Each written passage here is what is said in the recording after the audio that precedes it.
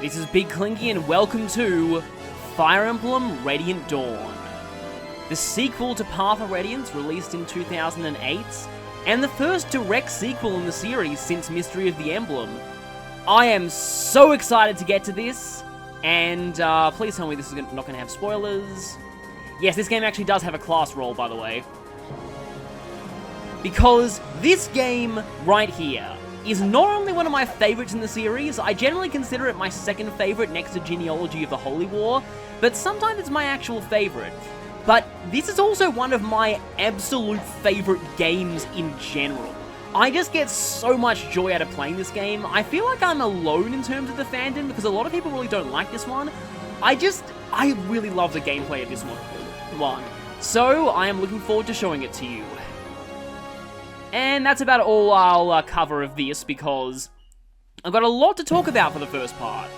And yes, we actually have a Fire Emblem theme on the title screen this time. So let's press start and go into the game.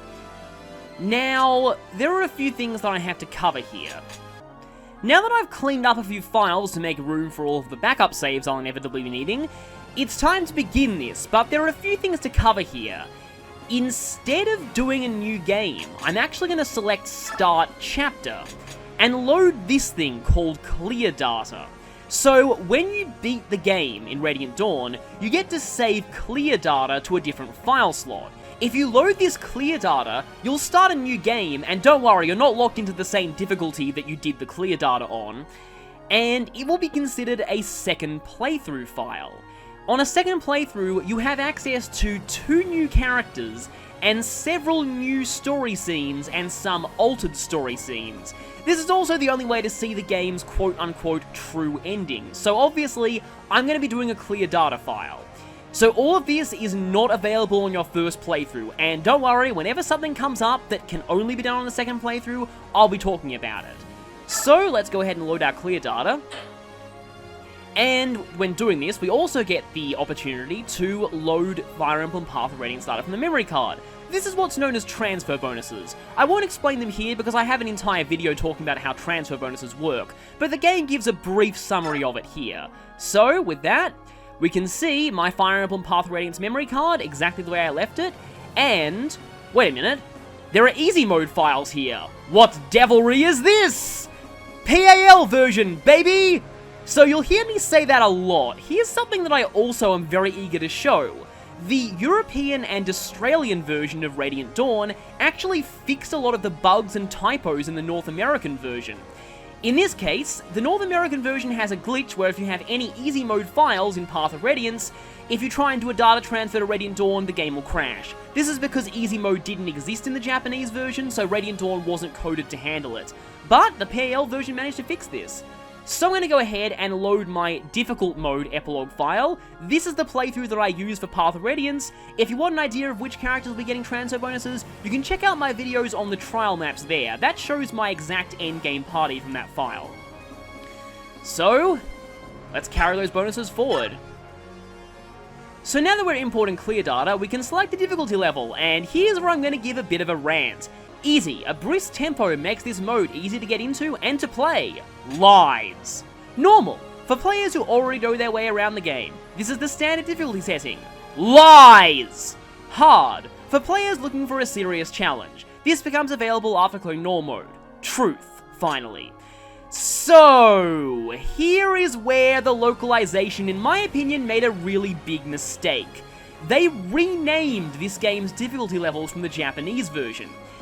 In the Japanese version, these modes were Normal, Hard, and Maniac.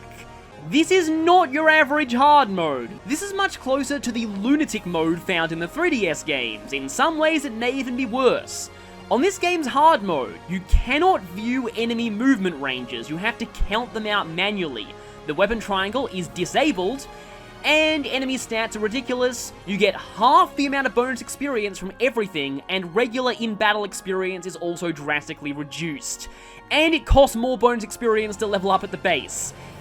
Hard mode in Radiant Dawn is ridiculous. Heck, even normal in Radiant Dawn, aka the Japanese hard, is very difficult. Radiant Dawn is not a game I would recommend as your first Fire Emblem.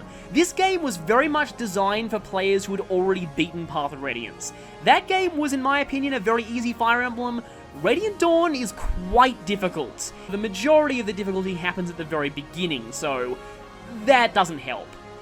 I will be playing on normal mode because I don't like the reduced experience on hard, and I really hate the lack of the weapon triangle, and plus, it's going to really bog down the videos if I'm counting out movement ranges for every single enemy, so I'll be playing normal. Once we select the difficulty, we'll begin the actual game, and I need to preface this with a warning. So, Path of Radiance had cutscenes with voice acting. A lot of people commented that they thought the voice acting in that game was terrible. I didn't. Reason being, I've heard worse. Yeah, if you thought Path of Radiance's voice acting was bad, Radiant Dawn's is a whole nother level. I'm going to be laughing a lot at this game's cutscenes because the voice acting in this game is, in my opinion, truly so bad it's good. Let's begin. Part 1. Silver-Haired Maiden. And again, terrible voice acting alert.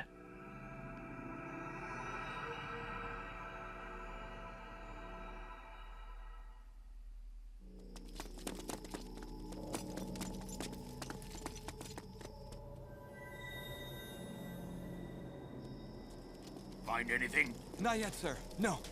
Someone's gotta be here. Keep looking. Sir. I love those guys. Someone's gotta be here. Keep looking.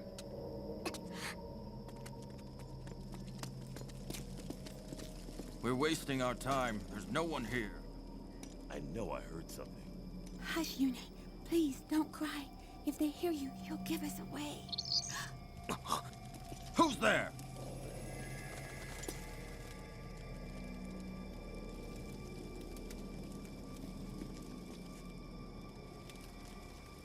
Is it the Dawn Brigade?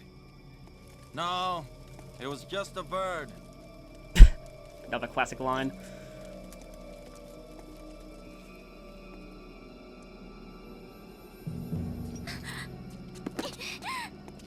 Ha ha ha! Thought we didn't see you?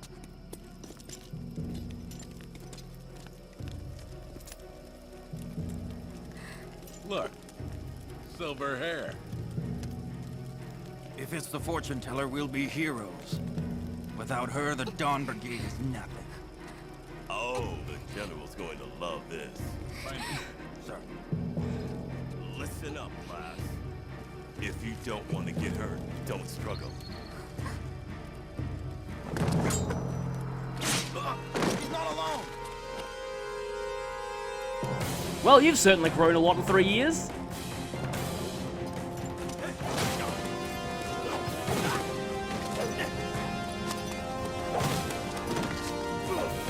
Also a heck of a lot stronger than you used to be.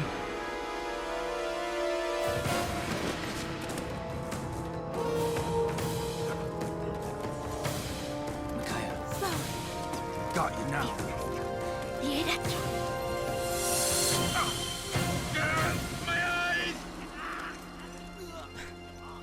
Good job, Micaiah. Let's go. Right. Yune! Quality voice acting right there.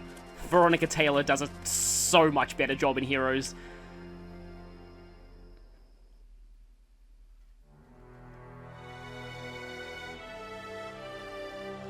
And so our story begins. The country that was our enemy in the last game. However, as you'll see, things didn't magically get better for them after we dethroned their tyrant.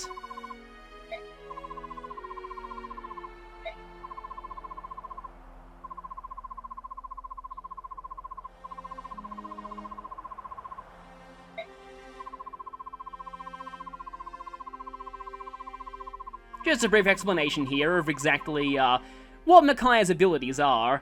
And isn't that always the case with any kind of prophetic power? It's always vague and never happens when it's totally plot convenient.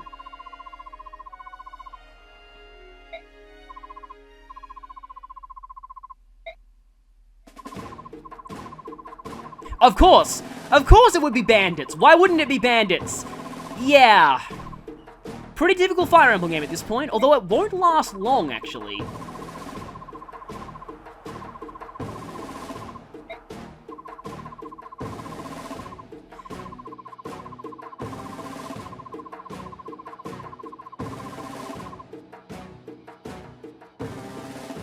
If you remember from the last game, I gave up all right to rule Dayan to bed Neon, and look how that turned out for them. Yeah, in hindsight, that might not have been a good idea. You should have listened to Soren more. He was being a jerk at that point in the game, but as it turned out, 3 years later, Soren was proven 100% true.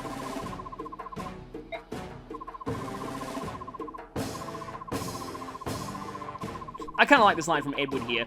This one is not in the regular Japanese normal script.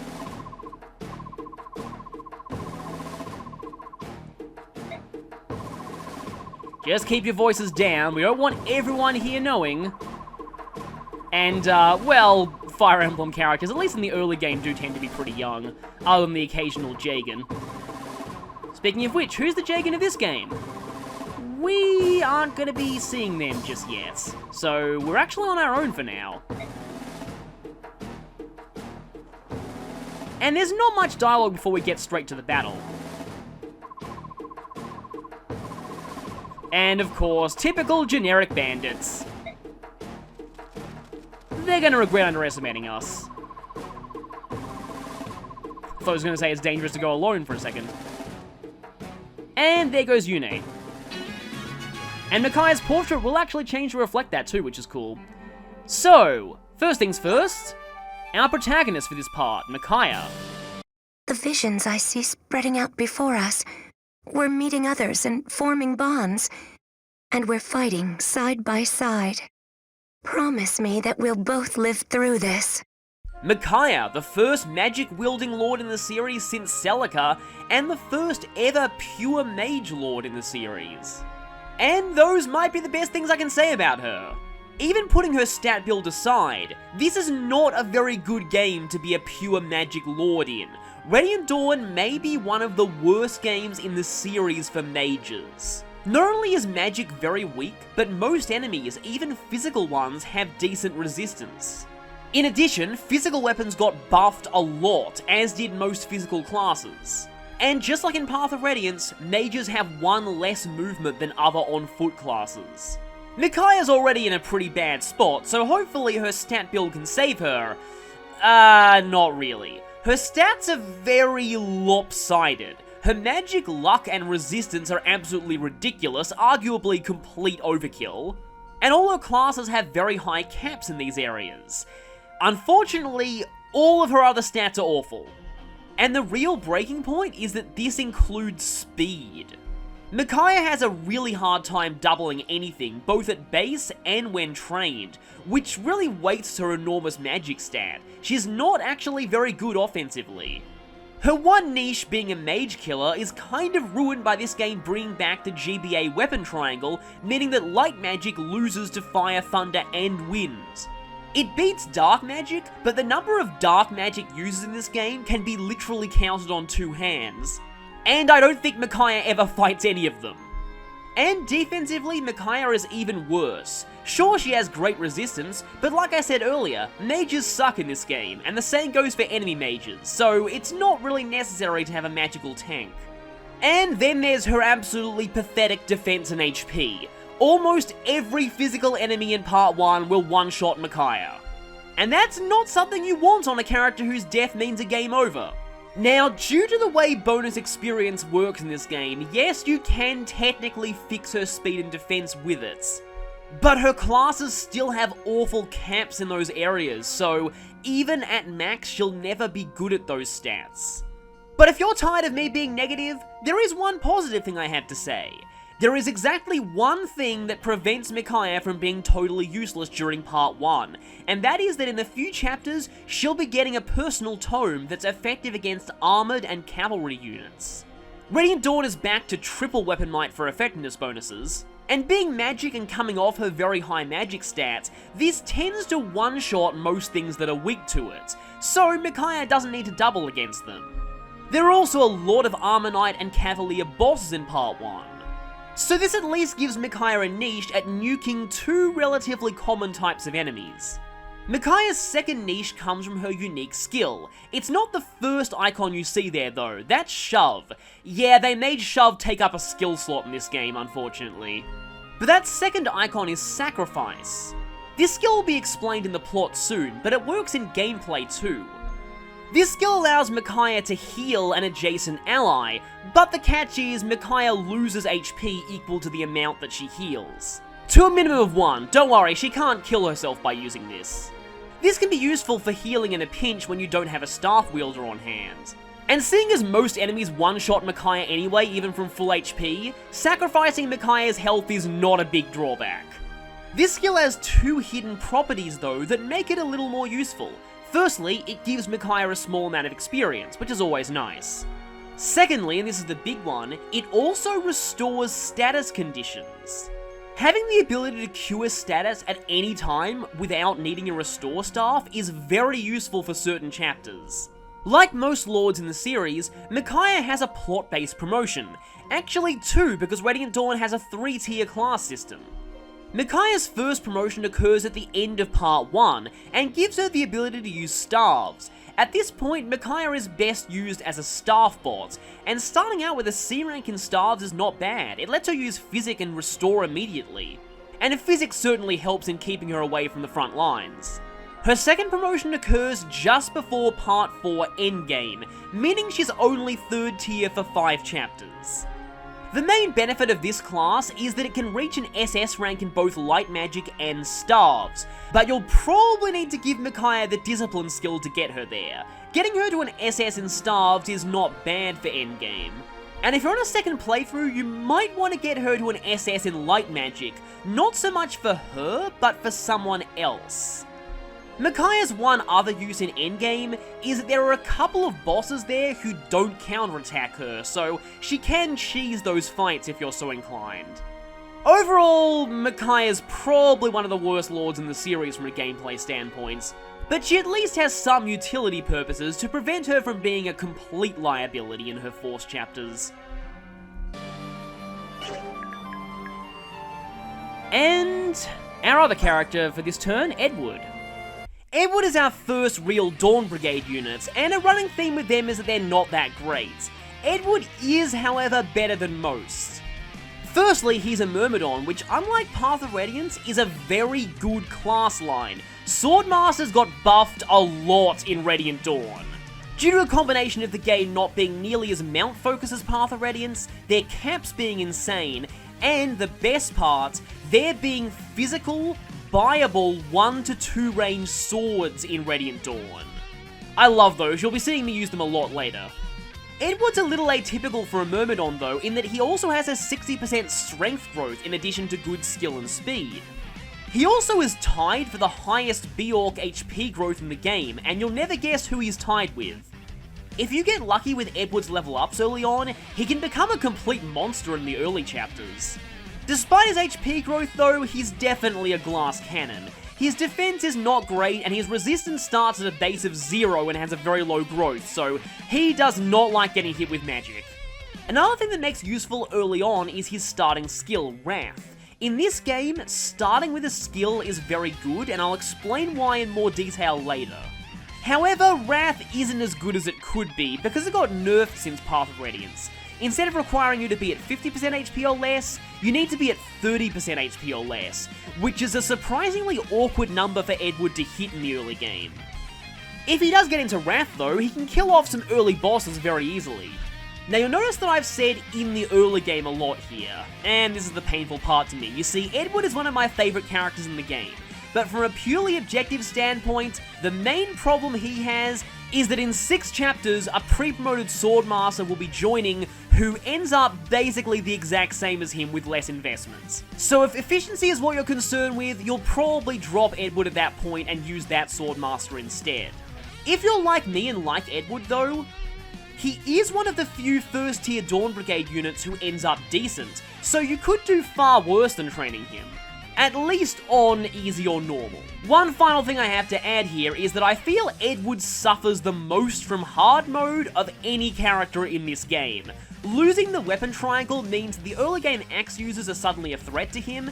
Enemies on hard also have a ton more speed, so he has a lot of trouble doubling things, and overall, you'll probably find that Edward just can't get the experience he needs to keep up with the rest of the party on hard mode. Not to mention that on hard mode, there are 2 other Dawn Brigade members who deserve experience far more than he does. And since you get so much less experience on that mode, you really can't afford to train any extra characters. But I'm not playing hard mode, so I'll just give you a sneak preview. Look forward to Edward hitting 3rd tier. It's going to be very, very fun. So we've got a pretty small map here, quite a few bandits. You might notice the majority of them have these bronze axes. This was the first game in the series to feature bronze weapons. Bronze weapons, as you can tell by the dash under crit there, cannot critical. They're also E-ranked, so in this game, iron weapons have been upgraded to D-ranked. We also have the boss here. Unlike his lackeys, he's a fighter, not a bandit, and his stats are a bit higher. Also, bandits have 5 move rather than 6, just bear that in mind. That's the same as Path of Radiance. So, this playthrough is going to assume that you're relatively familiar with the way that Fire Emblem works.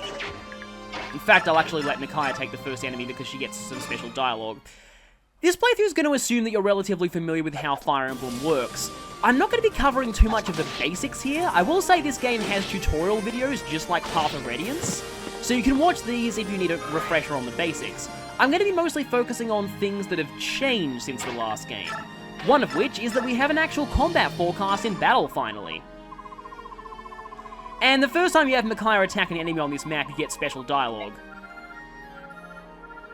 And already we have Galda, so I'll be subtitling that whenever it shows up in this game.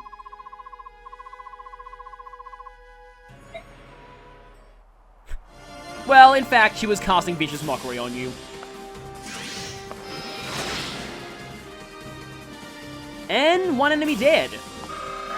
I mean, realistically, I shouldn't be hogging most of the experience with Micaiah, but I wanted to show that because when she kills something in this chapter, she gets a unique quote.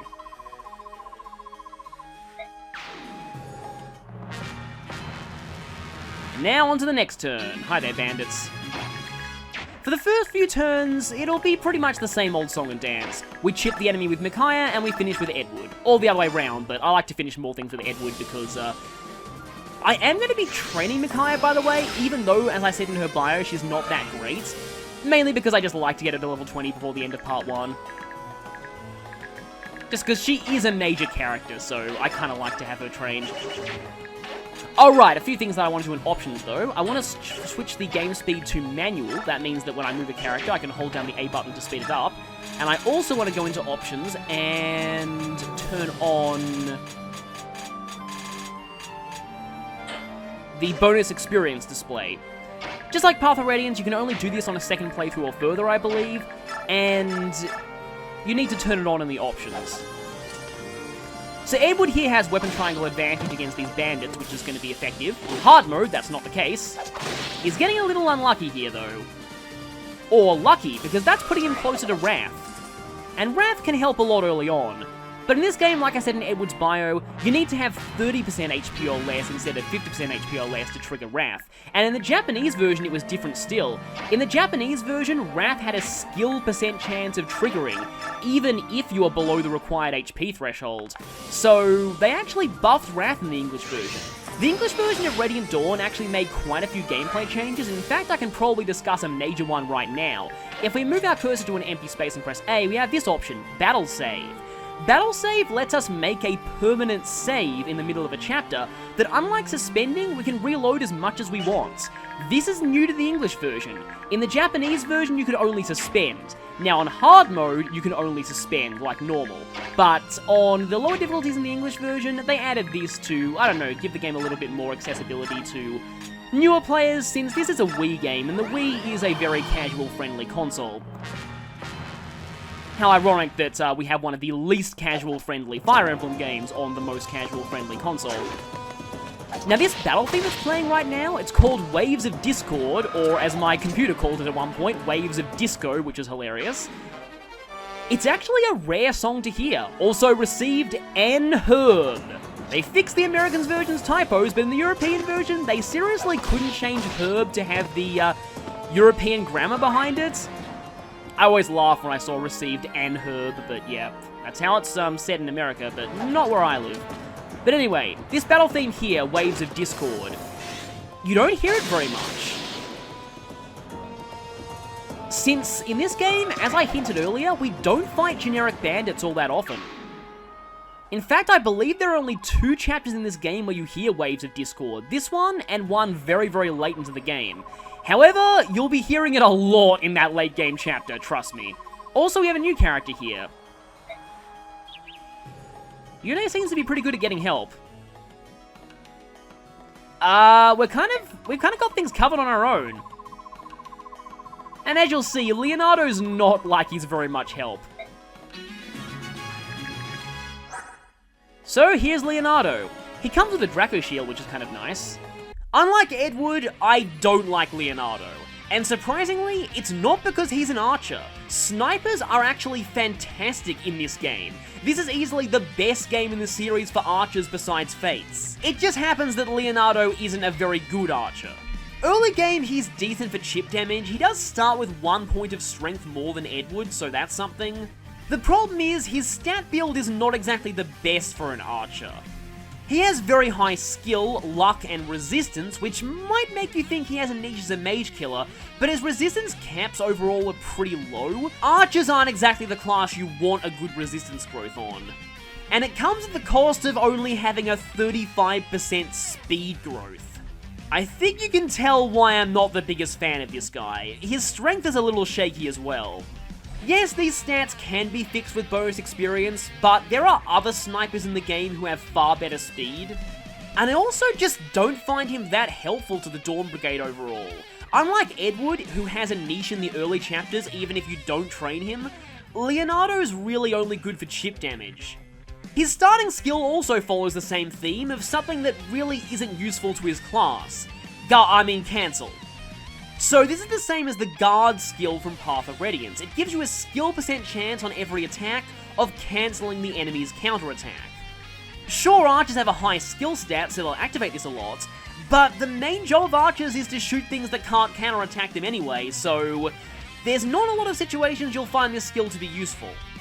Other characters might make better use of this skill than Leonardo can. Yes, I did just say that.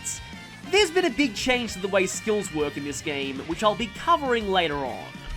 Overall, Leonardo is, in my opinion, not that great. I will say he did get a bit of a buff in the English version. He gets a personal weapon that gives +5 speed, so that at least kind of fixes that issue, but at least to me it's still not enough to redeem him. I might save that Draco Shield for a bit later. I'm not going to be using it on Micaiah because even with the Draco Shield, she's still not very durable.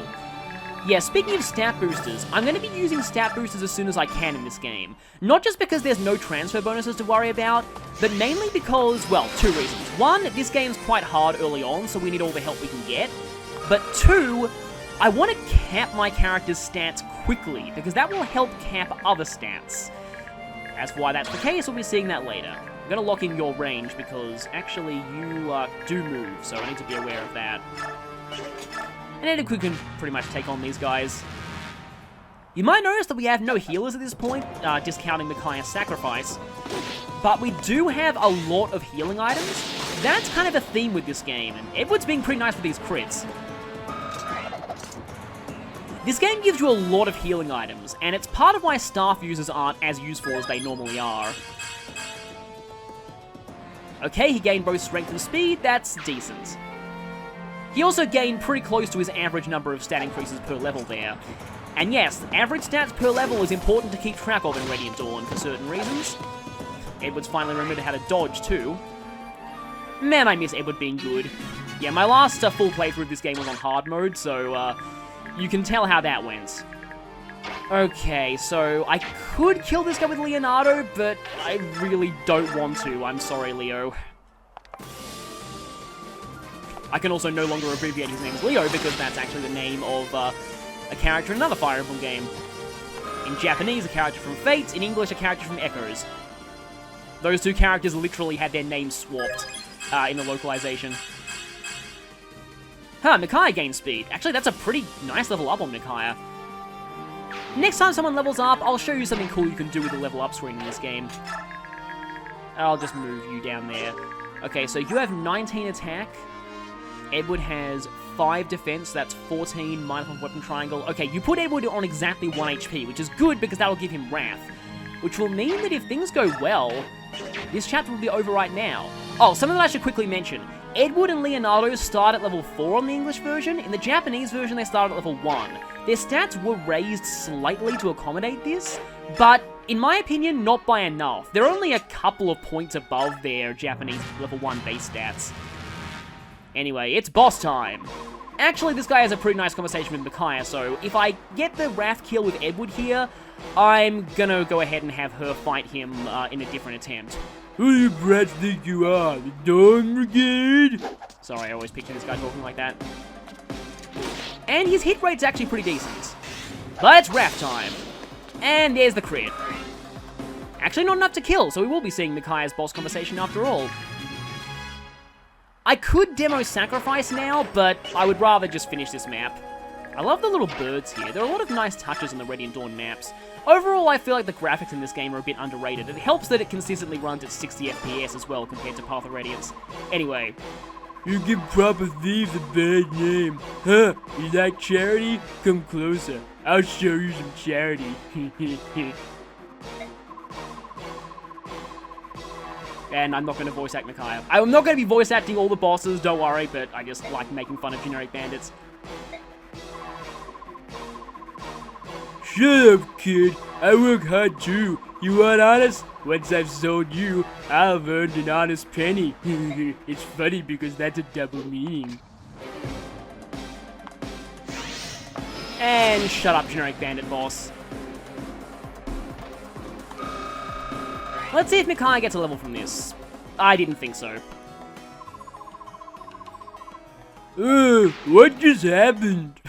Those are some of the most embarrassing last words ever. And with that map over, not that bad if you take it cautiously. On hard mode, it's a different story. Edward really hates the lack of the weapon triangle, trust me.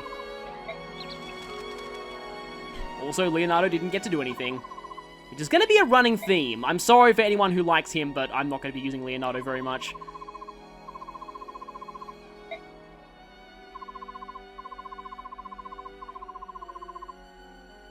Uh-oh, that's probably our cue to leave. In hindsight, maybe fighting bandits in an open space, not a good idea if you're wanted fugitives. But these villages would have been pillaged if we hadn't stopped.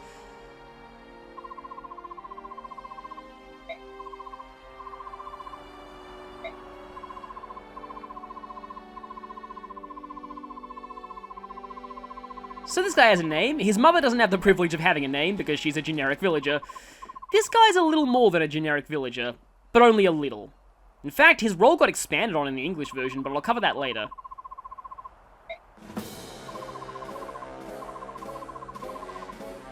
And so we have our first major villain. And we're about to find out the kind of person he is very, very quickly. This guy makes a pretty obvious first impression.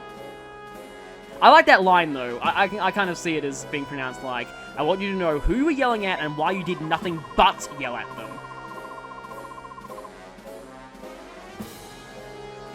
So, the Dawn Brigade are essentially a Robin Hood type group. Fun fact, the Dawn Brigade was originally planned to be named the Dawn Feather, which kind of makes more sense due to the whole bird motif that Micaiah has going on in more ways than one.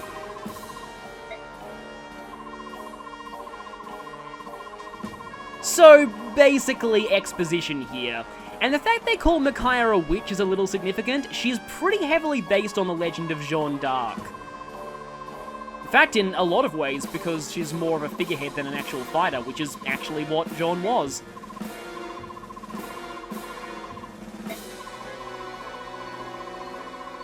First rule when dealing with a generic villain boss, don't tell them you failed at anything. It won't end well. and explaining just exactly what that cutscene we saw was.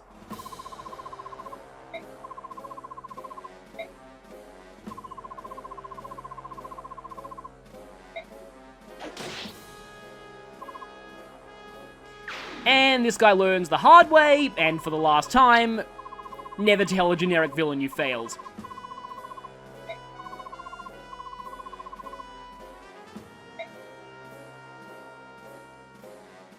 Stepping in might have been a bad thing for these villagers, actually. We have another named character here, though. I like this wide shot of Navasa.